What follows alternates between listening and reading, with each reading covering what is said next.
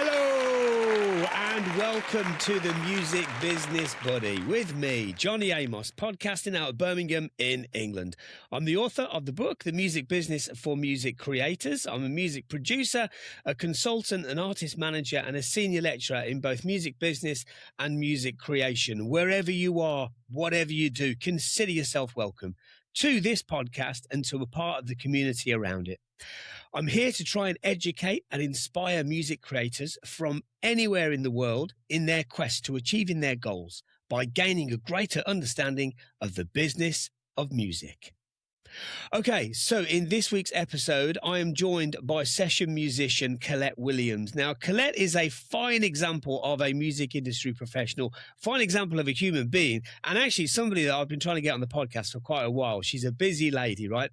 But she's here. I've finally interviewed her, and that is what this week's episode focuses on. Now, a little bit about Collette. So she's a session musician. She's a drummer, right? And she's been doing it for a while. She's very experienced. She's performed for some of the biggest artists and biggest labels in the world.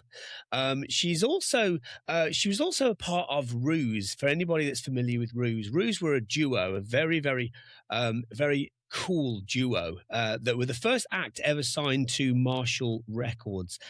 So the Ruse kind of saw Collette touring all over the world, right? China, USA, all around Europe. She's been on the stage at Glastonbury. She's played with all sorts of different people. If there's anybody out there that's a fan of the indie band Blossoms, you'll know Collette, right? Because she's often seen on stage with Blossoms, playing guitar, playing keys, playing percussion. She'll tell you all about that story. I'll also be asking her about, her journey into what she's now become and what that started like, for how she went from like being a student into kind of like getting work and becoming a professional, what that path looked like as well. It's all in this week's interview, and I'm going to play it now. Collette, welcome to the Music Business Buddy. Hello. It's good to have you here. How are you? I am very well, thank you. It is a privilege and an honour to be here with your wonderful self. How are you? Oh, thank you, Collette. I'm very well, thank you. And you and I have known each other for a few years, right? And so I know more than a thing or two about your career.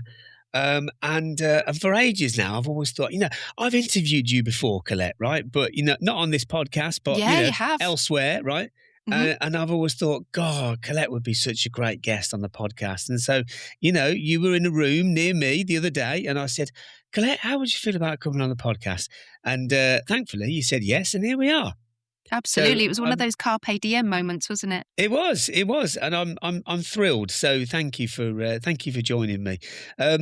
So Collette, there's a lot of different subjects. I've tried to kind of think about some of the things that, some of the many things that you do, right? But it kind of makes sense to start with your work, as a session drummer, right? Because you are known to many people in the music industry as a drummer, and you work with some of the world's biggest artists and labels. May I ask you about what TV session work is like compared to kind of live session work, life on the road? Absolutely. So one of the most recent things that I was lucky enough to do last year was later with Jools Holland. And that was working with a band called Blossoms. And for me, that had been pretty much number one on my bucket list of sort of career opportunities and goals and things I wanted to achieve. So when I heard that was coming in, I was absolutely over the moon. I'd grown up watching the show. I'd found a lot of really inspiring bands and artists along the way on that show in the Hootenanny. So it really did have quite a big place in my kind of musical upbringing. So when I found out we were doing that, I was absolutely right in the middle of super fearful because it was such a huge opportunity and over the moon excited. So when it came to the filming for it, I had so many different emotions flowing because I was actually quite unwell at the time. I had a virus, like a bad cold or something that I just hadn't managed to shift. And whenever you've got a performance of that type, there's something in your mind that just kind of elevates the pressure of it, I think. So I had that kind of added pressure of like, I have to do a good job here. I'm amongst all of these incredible artists and bands who I've looked up to for years. And I just can't drop the ball. So that was kind of going on in my head at the time. And sometimes when you do TV performances, they're mimed or like pre-records. This was completely and utterly live, as you would expect it to be, for Jools Holland caliber. So I remember kind of setting up in the round, in this kind of beautiful space, and seeing some of the other artists that were on the show, Roger Taylor being one of them. And I just had one of those moments of like, how is this my life? Um, just gobsmacked. And in that instance, you actually get to watch all of the performances being recorded and taking place. And then, it comes your turn. And I just watched these incredible artists and felt really inspired in that moment. So I think it really helped, because by the time they got around, to me, I was like, wow, this is such a privilege. Let's kind of show them what we've got. So the performance itself was just really exhilarating. And I remember looking up to the balcony space where they had a live audience as well while we were filming. And Roger Taylor had done his part, his song, and actually gone and sat in the audience on the balcony to watch the remainder of the performances. And I remember sort of midway through my part just looking up and being like, oh my gosh, Roger Taylor is just sat up there watching us. And it was just out of this world. Wow. Yeah, and it was every part as wonderful as I hoped and expected it would be. So that will be a memory that stays with me, I think, forever. I feel Yeah. like that, that's something you tick off the list, and it was kind of like, right, I could die happy after this moment now. Actually, that's really interesting because that is like a perfect hybrid of both, right? TV session work and live playing. Because, as you know far more than me, that sometimes TV session work can be like stunt work, right? Where you kind of have to play along with a record, and that's part of the art form. And that's not in any way to belittle it, because if anything, you've got to play it absolutely perfect, even if it's not being played, especially for a drummer though, right? I mean, that must be, you can't put anything wrong with that. Yeah. And weirdly, sometimes I find those scenarios harder because, like you say, you're almost playing a character or like a role in that moment that isn't really the job that you usually do. And I have done some TV work before where it was mime work. So exactly as you say, playing along to the track and the vocals were live, whereas the instrumentation was pre-recorded. And yeah, I'm going to give all away the magic of TV now, but on a drum kit, the hi-hats are literally glued together. So, that they are really dead so that when you hit them, they don't really transmit any audible sound, which is the strangest thing because they don't feel or respond in the way that you used to. So everything's kind of like dead and just absorbs the hits. So you have to almost change the physicality of how you play and how you move around the kit, which is quite jarring, especially when you haven't had the chance to practice that. So the first few bits of TV work that I did, that it was quite jarring. And I remember thinking in that moment, right, you've really got to perform and almost act Right. like a drummer, even though you're trying to adopt this character of like, okay, what would it look like if I was pretending that I was a drummer? Um, and yeah, it's like a whole different ball game. And in that moment, you realize that there's less pressure on how you sound, but perhaps more pressure on how you look in that moment and in that part. So for me, it leads me to really think and view the performance in a different way, because I'm thinking about how I look, how I move around the kit, maybe even slightly overemphasizing emotions and reactions in that moment and what my face is doing, and maybe over egging some of the hits. Wow. Um, and yeah, it's just like a completely different ball game, but really enjoyable at the same time, but for different reasons. Yeah, yeah. Oh god, yeah, absolutely. Well, you're a rock star. You can pull it off, Collette. It's fine. Oh, thanks. Do you know? It's funny you mentioned Jools Holland before. Obviously I'm wrong about this, right? But I thought you played Jools Holland with Shakespeare's sister. That was the Graham Norton show. Oh, okay, Yeah, okay, yeah. yeah. So I was So I wrong. did. I was right that I was wrong. Yeah, right act, wrong show. Yeah. Wow, Yeah, that's yeah, that was the cool. Graham Wow. Norton show. Okay.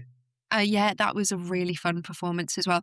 And again, because it was, an act that had sort of come back, um, and had sort of evolved, I guess, over the years, and were maybe more of like a heritage act now. Um, it was strange for me because I remember that song vividly because of the music video. Yeah. And I remember it being quite scary actually from when I was a child and thinking, wow, this video is it's quite scary, it's quite dark. But the song itself is really impactful. So when I got the call to go and do that show with them, it was like, oh wow, that's like really exciting. And when I told my mum about it, she was like, "No way!" And it's kind of one of those opportunities where you tell your family and they're like, "Oh yeah, I loved them," and they're excited on your behalf for you because they know what it means and they've got that like context. Yeah, yeah. Um, so yeah, that was really incredible. And again, because they were doing live vocals, the vocals were just as good as I remembered them, in that video on the track, and Really? and you're kind of sitting there playing and thinking, right, I should be focused on the drums, but you're like, whoa, that note. And then you're like, oh, I'm doing a job here, back to it. So you have to kind of Wow. not get distracted in that moment just by the incredible performances. God, that's interesting. Okay, yeah. Yeah, I suppose as well with TV, you've got so many cameras around you. You know that there's going to be stuff where they're shooting you personally the whole time, and you know that they're going to pan to you when there's like, I don't know, a drum fill or when there's this moment or that moment or whatever. Yeah, Wow, that's a whole other art form, isn't it? yeah. You mentioned Blossoms earlier. I'd love to ask you about your work with Blossoms because you're going to be known to a lot of the fans of indie band Blossoms, right? They'll be like, "Oh, that's Collette. Wow, cool. Okay." So your role with Blossoms has been pretty varied, right? Could you tell us a little bit about how that relationship started and then what it kind of evolved into? Yeah. So for me, this is kind of a prime example of why networking is important in the music industry. Um, I was in another band at the time, and I was playing at the Great Escape, and a friend of mine had come along and introduced me to a friend of theirs who happened to be the tour manager for Blossoms. So we got chatting, and I was um, I was coming up to a period where I was quite free. I can't remember if it was over a summer, and I remember their tour manager briefly mentioning that they'd be on the lookout for a drum tech for Joe, the drummer from Blossoms, and had asked if I might be free and if I would be interested. And at the time, I'd done a little bit of drum teching for friends and a couple of other acts.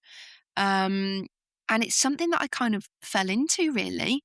I've always been quite a big drum nerd when it comes to gear and equipment. So it's something that has always interested me. And I think the way I would explain it as well is it's like having an opportunity to get involved, really understand the nuts and bolts of another band or artist without maybe having the opportunity to play for them. um, or maybe even working with an artist of another genre that you don't play, and being able to see all the intricacies and being able to help them with their equipment. Um, so, so yeah, I was aware of Blossoms. I knew their music very well, and yeah, when they said, this opportunity's coming up, I was like, that sounds really exciting, and I think it would be really fun. So that's how it came about. And some of my first shows with them were festival shows, Reading and Leeds. Wow. So, pretty big shows, quite high pressure for me, jumping in, working with a band that I hadn't worked with before, um, with equipment that I hadn't worked with before with them. So it was really an um, a case of getting familiar with the drum kit that he was playing, with triggers, any kind of sort of playback systems as well, and then being sort of thrust into the show to look after and support this drummer. And It was really fun. Everyone was super welcoming, a real kind of family network with Blossoms. So I felt straight away at home with everyone, and they were really helpful. So if there was things that I didn't yet know, or I was like, oh, how does this usually go? Everyone was really friendly and quick to kind of provide me with answers and support. So straight from day one, it just felt like a really lovely place to be. Yeah. Um, so yeah, I did that festival season with them as Joe's drum tech, and quite quickly they mentioned they were looking to expand the live show and bring on another session musician, and specifically what they wanted covered was percussion and backing vocals. And we'd had a few conversations at this point. They knew I was a drummer too, and I sang. And they asked if I would be interested in kind of shifting roles, which, I was absolutely over the moon with, because predominantly I do see myself as a player first. Yeah. The rest of it's just kind of like a cherry on the cake. So yeah, I was absolutely over the moon. And I then switched roles and I started playing percussion and doing backing vocals for the live shows. Initially, I was still looking after Joe as well. So it was kind of like, one eye on the play and one eye on, is everything okay over there? Is your drum kit all good? Do you need a new skin on there? And which, as you can imagine, quite quickly, the logistics of that get quite difficult Yeah. unless you're like a human octopus.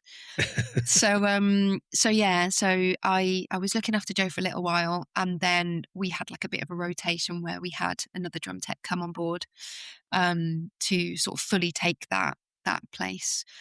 But another great thing about Blossoms and all of their crew is there are so many multi-talented individuals there who can jump on different instruments.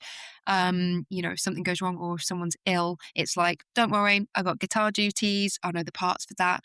And like a lot of backline techs do, you become very familiar with your instrumentalist that you're looking after, the parts they play, the way they approach it.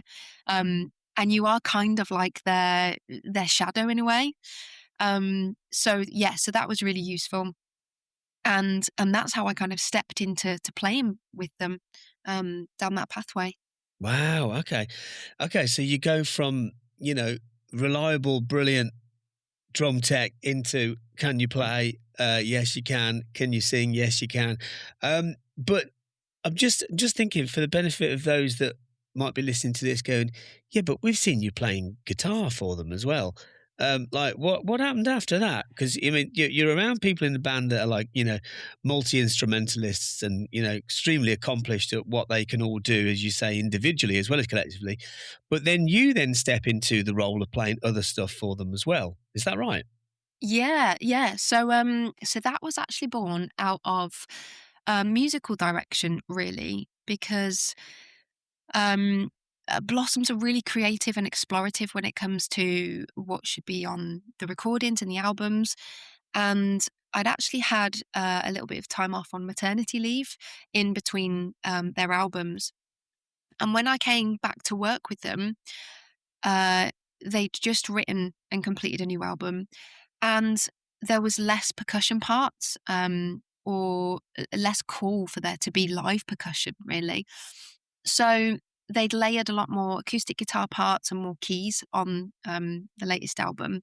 So they asked me if I would be comfortable maybe switching instruments and doing more on the guitar and keys side live. Um, at the time, I'd dabbled in these instruments, but I wouldn't say I played them, not competently. So it kind of struck fear into my heart at that point, because I was like, oh my gosh, I don't really know these instruments well. And I don't know if it would be right of me to say, yeah, sure, I'll give it a crack.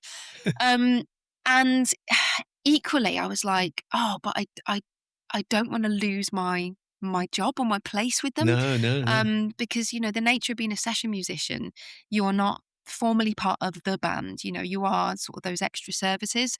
And really, my job is to provide musically what the band needs. And if that means that my part on my instrument isn't required anymore, then that's how it goes.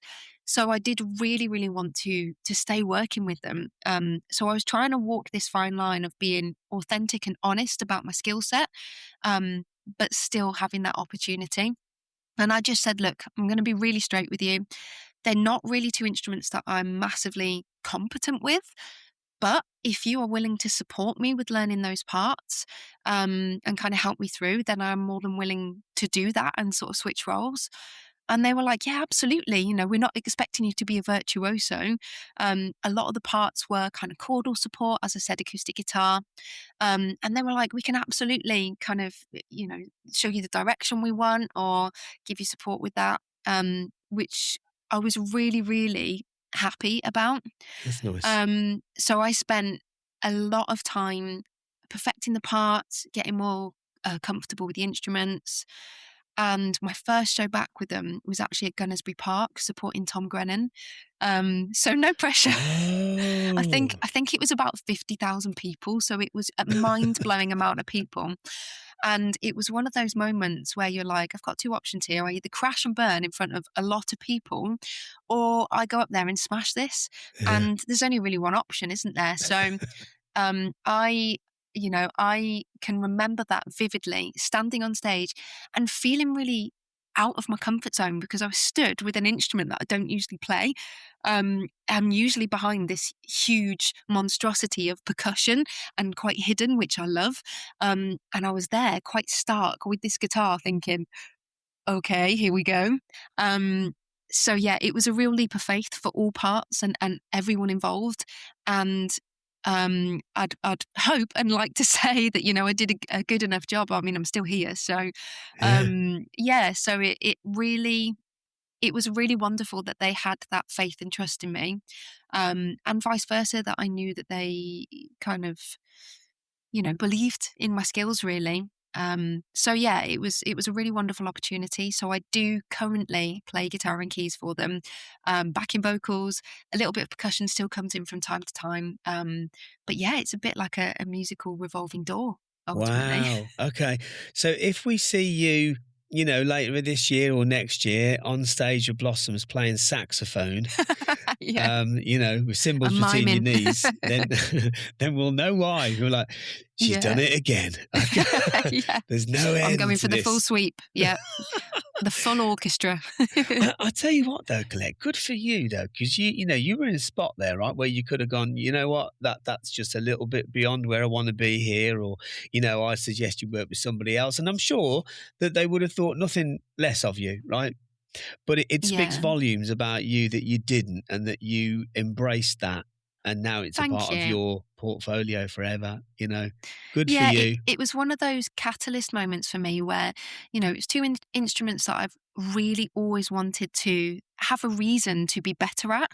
And sometimes you just need to flip the accountability because sometimes having that accountability with yourself and just saying, oh, I want to learn that instrument isn't enough. When there's a deadline and someone else asking something of you, it's like, right, okay, I need to do this because, there's an end point to this. And I think for me, that was what I needed, Yeah. and that just flipped my thinking into, right, let's stop kind of prattling about and sort of dabbling in these instruments at home and actually learn them. So I'm really grateful for that opportunity. Well, yeah, absolutely. And actually you alluded to this slightly earlier when you mentioned about your maternity leave, but you've also got a 2-year-old little boy that's watching you, right, and learning from you. What, just for the benefit of those that kind of, wonder this at times, like what is it like to be like a kind of, a professional musician, working mum, and balancing that with work and family life? What's that like for you, Colette? I'm really grateful you asked that question because to me, this is a real defining point in my career. And I know that sounds strange to say because, it's a personal achievement and accolade. But the reason that I kind of throw that in with the career trajectory as well is, I think it's something that's not discussed enough when it comes to musicians and numerous different positions within the music industry, because often the lifestyle is difficult to navigate alongside being a parent, and I think that's the real truth of it. Um, and personally, that's what I saw when I was thinking about having a family. Um, I remember trying to look for role models in a live capacity, whether that was someone pregnant on stage still performing, whether that was, looking in the sidelines in the wings and thinking, oh, their children have come to watch them or their families here. And I think I found that quite difficult to Mm. find people really visibly flying that flag, especially people that I could relate to in my position, whether that was a woman on stage, a performer.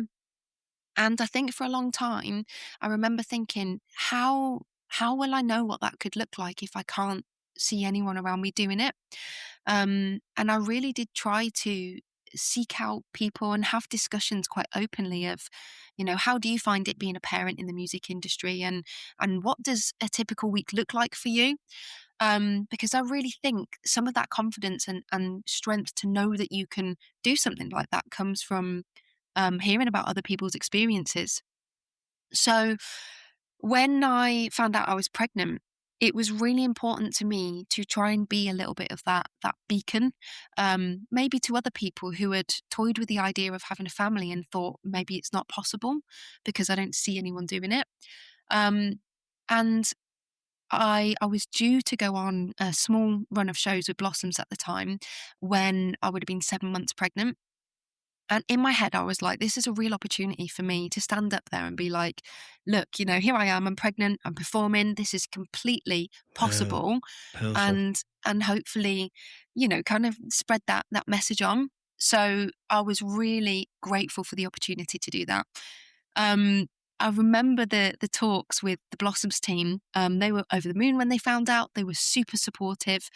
And the first question was, how can we support you and what do you need to be able to do these Oh, shows wow. and this tour? Really? That's nice. Um, and it was really funny because my answer was, I don't know. It's like, I've never been pregnant before. And honestly, I don't know how this looks or how this goes or what we need to put in place. Right. And I think it was very much the same for them because they'd never had anyone in their camp before who was pregnant. So we kind of worked together to navigate some of the logistics of touring, whether that was transport from venue to venue, whether that was, things from a health and safety perspective. Um, and anyway, we embarked on these dates. I think it was three. The first of which was at Coventry Empire. So I was 7 months pregnant, and I remember earlier that day before the show having to go shopping for a pair of black maternity trousers that I could wear on stage. Because I was like, oh, I haven't got any trousers that fit me. I'm not going to stand up there in like a pair of stretchy joggers. So I was like, right, I need to go and find some trousers. So I was in Coventry, going around the shops, bagged myself a pair of trousers. And I was still on percussion and backing vocal duties at this point. So started the show playing bongos, conga, a little bit of everything triggers. And the shows are quite high energy, we're all kind of bopping around and you sort of dance as you're going through. And my waters actually broke during the show. And it was one of those moments where I was kind of like, I don't know what's happening at the moment, but I'm 7 months pregnant and that's very early. So yeah, it was completely surreal. And I got through the show, and when I went home, I then went to the hospital, and they were like, "Yeah, your waters are broken." So it kind of flipped then from the, "Oh my gosh, I might not actually get to fly this flag, and this might not go how I've kind of planned it and how I've expected it to." Um, and there was supposed to be two more shows that week, which I didn't make because I did end up going into labour early. Wow. So my little boy was born 9 weeks early. So it was completely unexpected, a massive shock at the time. And I did for a long time feel a real disappointment of not being able to get through those subsequent shows. And it weighed heavy for quite a while because I felt like I'd sort of let someone down, people that I didn't even know, these people that I was hoping to inspire. And it was a strange feeling for a while, having the absolute elation of luckily our son arriving safely and being okay. but with, the plans and the things that I kind of had in mind for how I hoped it would have gone. So yeah, it was a really strange time, and I've had quite a lot of conversations with colleagues and other musicians in bands who have since actually reached out to me to say, how was your experience? Or I know that, you've had a little boy and you're a session player. So what does that look like for you? And I think that was like a full circle moment where I realized that I didn't have to be out there visibly playing those shows um, to spread that message, talking about it, and even just, I guess, building that network and people knowing that I have a little boy now was enough to spark those conversations. So that makes me feel really, really happy and grateful that even if I'm the tiniest catalyst for a conversation about it, or for someone to come to me and ask some advice, like, that is absolutely incredible. So Wow. so yeah, I think it's a real privilege to be in that position. Yeah, that's wow, that's powerful stuff right there, Collette. You know what I mean? Like on many, many levels as well. In fact, I'm just thinking of everything there. Like even the idea of like other women, whether they're in music industry or any industry for that matter, and just kind of watching you and going, "Whoa, she looks pretty pregnant and she's Yeah. up there and she's doing this," and regardless of like, I mean, what an amazing story, in your son's life forever, by the way, as well. Oh, yeah, yeah. I He's got always the say, ultimate icebreaker there, hasn't he? yeah, yeah. And I mean, no shade on Coventry whatsoever, but sometimes I do wish it was a slightly more exotic venue and place for that story. It's forever going to be Coventry Empire. So, big up Wow. Coventry. Oh, well, Coventry's got a special place in your life for the rest of your life now. Absolutely. Yeah. It's in the book now. Yeah. um, Colette, I'd love to ask you about your time in Ruse because, you were a very, very, very active duo, right? You were the first act ever signed to Marshall Records. And that was an era that saw you like touring relentlessly and playing major festivals, and that must have been a pretty cool time in your career as well. How did that band grow so quickly from like nothing to like where you got? Because it seemed like quite a short space of time, or have I got that wrong? Yeah, yeah. I often ask myself the same question, to be honest, because it was quite a whirlwind experience. Um so there was just the two of us in the band, a duo, me and another girl from Northern Ireland, actually. And we'd met in London. I was living there at the time and working there. And we'd met and had a few jams. And there was a real like musical chemistry. And we quickly became very close friends as well. It was one of those encounters where you just think, yeah, I really enjoy this person's company. We're on a level here. We could do something really exciting together. So it had all of those kind of makings. And we started gigging in London. We did a few shows in London, and we were actually picked up by a manager at one of our first shows, which I look back on now. And at Wow. the time, it's one of those encounters where you think, nah, this is too good to be true. This is a fluke here. What's in it for us, or what's in it for you? But no, we were just lucky enough to be found by an Irish manager as well, who had come to the show and said that he'd just seen something quite magical about our live show. Um, and I think one of the big things was at that moment there were not many duos doing the genre and style of music that we were, and trying to kind of pull that off in a live capacity. Um, we were often coined as the female royal blood just because there was two of us and we were playing a similar genre of music. So it's quite an easy comparison to make Mm. there. But yeah, I think at that time there were a lot of traditional 4 or 5 piece bands playing alternative rock, sort of garage, 90s garage throwbacks to that kind of style. But I think it was maybe still quite unique to see two women on stage playing drums and guitar for a heavier genre. Um, and I think that was where the magic was, really. So yeah, we were quickly picked up, and we had this wonderful manager who really believed in us and our capabilities. He believed in a real trajectory for us in the music industry. And he worked tirelessly to help us build connections. He brought on a booker um, that were called Midnight Mango, based over near sort of Glastonbury way, and they started booking our shows.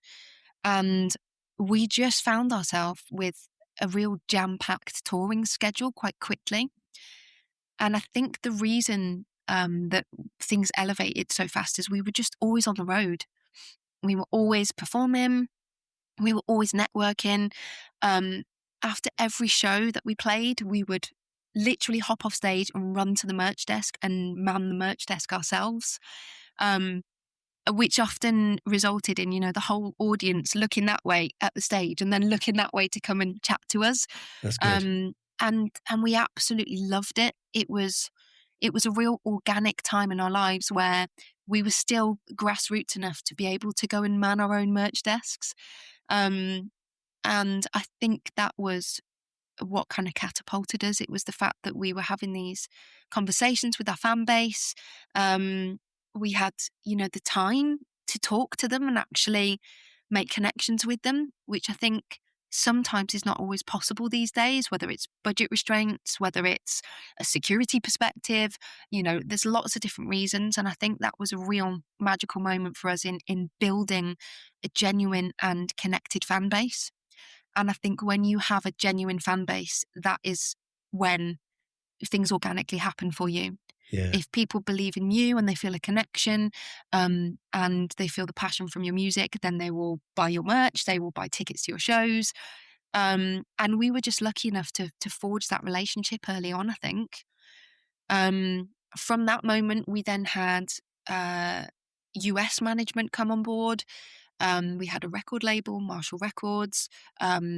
We were published. So that snowball was kind of rolling fast at that point, and just carrying us with it, really, for the ride. That's amazing. Wow. God, what a learning curve when all Yeah. that kind of, it's the little things in life sometimes. Like, what you said there about the idea of kind of like going on stage and then going, right, we're done here. And, when you finished a set and you're really tired and you just want to kind of just go and be quiet somewhere, but no, you're out on the merch. That speaks volumes, that does, because Yeah. like anything, a lot of people are investing their time when they come to see you, and they're investing in you as much as the music in some ways. I really admire you for doing that. Oh, thank you. Yeah, it's Honestly, good that.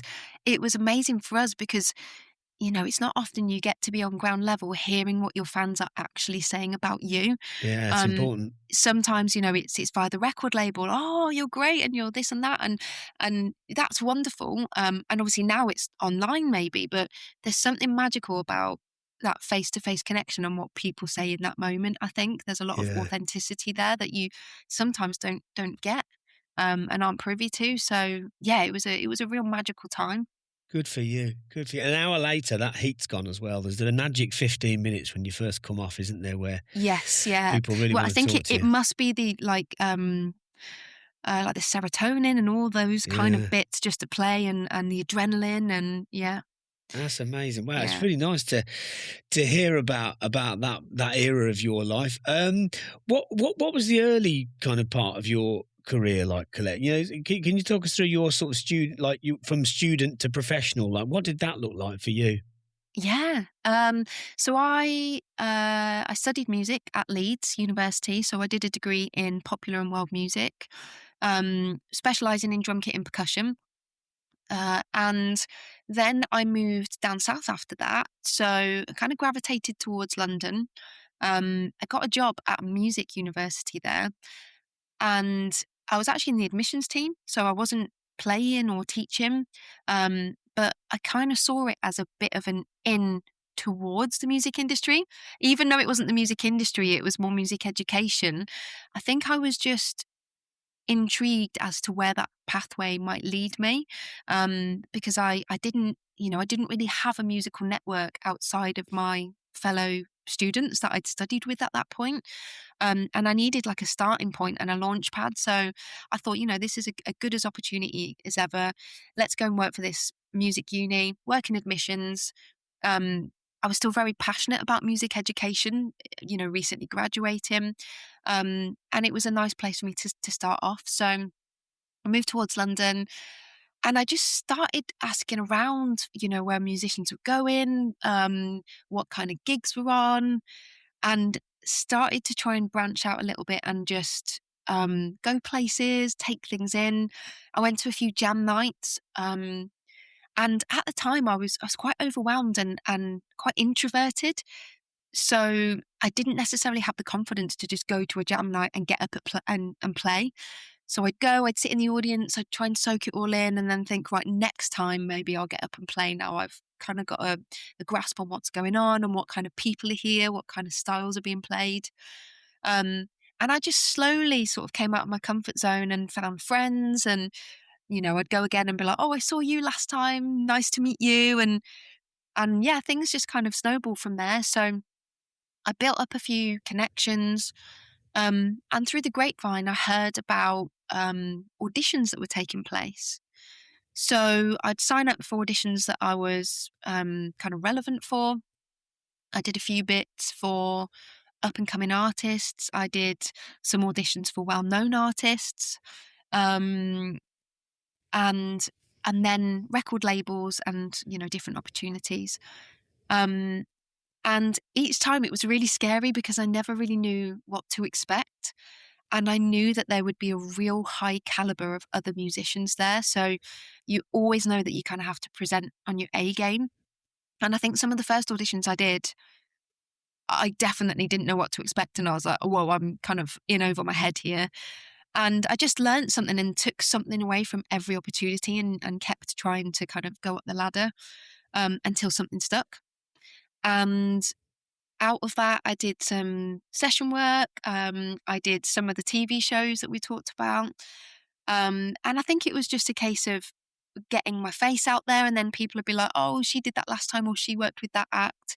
And then I'd get a call to work with another artist on that roster. And yeah, it was just quite organic. And I just kind of kept chipping away until, I found the place I wanted to be. Yeah. And being in London led me to Ruse as well. So all that was going on at the same time. Of course. Yeah. And it was quite an eclectic mix, really. If I always say, if you look at my CV, it's like a jack of all trades. There's bits of everything all over the place.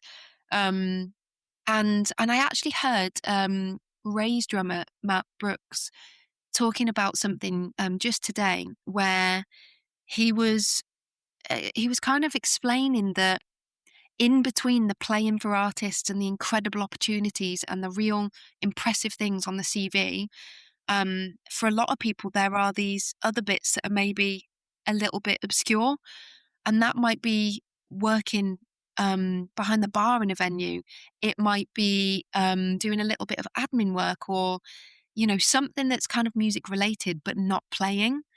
And that is really it kind of rings true for me, because in between those opportunities I was doing things like that. I was working at universities for a while. I did some extra work on Hollyoaks. I did all these little bits for like agencies, and yeah, just to kind of earn the money to pay the bills that then allowed me to have the time to go for these opportunities. Yeah. So yeah, my career has been really eclectic. And still, today I teach at BIM, as you know. Yeah. And that's what I call sort of like the bread and butter work in between these musical bits, the bits that allows me to pay the bills, hopefully, impart some kind of wisdom. You certainly do that. The students absolutely love you. Everyone does there. So thanks, Johnny. Likewise, yeah. Wow. So yeah, it's just a mixed bag. Well, that was a very important part, of your decision there to kind of, when you finish at Leeds and go, right, I'm done with my studying for the time being, right, that aspect of things, and let me go to London and set all the things that you set up when you went there. That's what kind of led you on to all the things that then happened next, you know. So that was a it was a bold move, but it was a very important one. I'm glad that you did it because it enabled you to, you know, move up the ladder, so to speak, Yeah. didn't it? You know. Yeah, there's a lot of, right time, right place there, I think, for me and, crime of opportunity. Yeah, yeah. No, that makes sense. But at the same time, you know, you've right place, right time, yes, but you've still got to put yourself there and make it happen. And Yeah. you did that, you know. So well done you. Thank Colette, you. last question for you. So Colette, if you were to spend 15 minutes with the 18-year-old Colette, you know, quick cup of tea together, you went, right, uh, what would you tell her? Um, so I think my advice would be just to enjoy the journey more, um, because I've definitely been guilty of thinking like 10 steps ahead. I'm the kind of person that is producing the song before I've written the song. Um, Right. Okay. so I think as I've got older, I've realized that I'm a chronic overthinker. Um, and I need to be more present sometimes in, the actual journey and the process of things and just take it in. Um, because I think it's really easy to fixate on doing a good job and what the end product might look like. And before you know it, the actual experience has gone. Um, so I think that would be my advice. I mean, there's a plethora of different things that I could advise myself at 18. Don't get that haircut. Definitely don't dye it that color, Collette. What were you thinking? Time and time again. But yeah, I think when it comes to career, I think it would just be enjoy the process, Yeah. um, and stop like sweating the small stuff. The Right. amount of gigs where I have fixated on things that really, in the grand scheme of things, do not matter at all. And then look back afterwards and being like, wow, why did I, waste that time focusing on that thing? So yeah, I just have a word with myself and be like, you know what? It's all going to be okay, kid. That's so sweet. I love that. That's really, really, really nice. There's a lot to be said for just living in the moment, right? You Yeah, know, definitely. um, actually, you know, I'd say out of all of the people, all the music professionals I know, I'd say you're really good at it, actually, Colette. You know, like, I mean, talk about being present in the moment, right? You know, not everybody can say that their water's broke on Yeah. stage, right? Yeah. At the Coventry Empire. If that's not living in the moment, then tell me what is. Yeah. Um, Absolutely. Yeah. Rock and roll. Colette, you're an inspiration. I really mean it. You know, Thank you, mate. to many, many, many people, myself included. Colette, you're an absolutely fine example of a music industry professional. You really are. Can I just say then, while we're on air, you are very much someone I look up to when it comes to the music industry, and as an educator, the amount of information that you know. I think if there's something to be known about the music business that you don't know, it is not worth knowing. So, I just want to say thank you as well for being such an inspiration. It's been a privilege. Oh, bless you. Cheers, Colette. Oh, well, that's a good place to end it then. Thank you so much. I really appreciate it. Thanks, Colette. Thank you. Okay, brilliant. Oh, what a wonderful lady. It was really nice to talk to Colette about what she does and how she's got there and everything in between, right? There's a lot of complexities to this, isn't there? And I'm incredibly mindful that everybody's journey into becoming a professional musician, you know, it can look pretty different, right? There's kind of no right or wrong way of doing it, which is one of the many things that makes it so incredibly complex at times, because there's not like a solid pathway into here's how it's done. And one of the things I like to do here on this show is to be able to shine a light on different people and understand their pathways into what they've done and what they're doing, so that it can inspire and educate others to be able to go, hey, that sounds like something that I might be interested in doing. And it's really interesting to see that that person did it this way. Collette was a brilliant example of that. I hope you enjoyed what she had to say. She's a fun lady to talk to. She's very, very, very inspiring. I hope you took a lot from listening or watching what she was all about today. Okay, that's enough from me today. I'll be back same time next week. And may the force be with you.